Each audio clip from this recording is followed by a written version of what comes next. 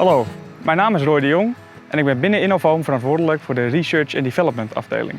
Het blussen van een brand op een helikopterplatform, op een ziekenhuis, hotel, offshore platform of luxejacht. Hoe ziet u dit voor u? Wilt u binnen enkele seconden een blussing activeren en een groot oppervlak bereiken? Wilt u het gehele helidek afgedekt zien met schuim, onafhankelijk van weer en wind? Wilt u zonder menselijke inzet een blussing uitvoeren?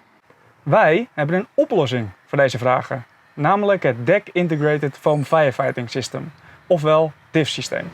Foamnozzels worden gelijkmatig verdeeld en geïntegreerd in het helidek.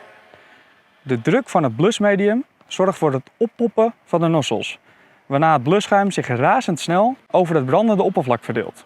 Ook de helikopter wordt erbij geblust. Omdat meerdere nozzels schuim geven, heeft wind nauwelijks invloed op de schuimverdeling.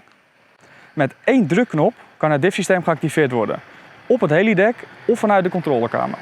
Mocht het DIF-systeem niet bij uw helidek passen, dan kan gekozen worden voor een Fire Monitor systeem, ofwel FMS-systeem.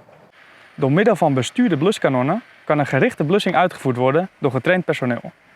Ook hierbij kan de bediening ter plaatse of uit de controlekamer gebeuren. De DIF-systemen of FMS-systemen worden altijd geleverd met een bluscentrale.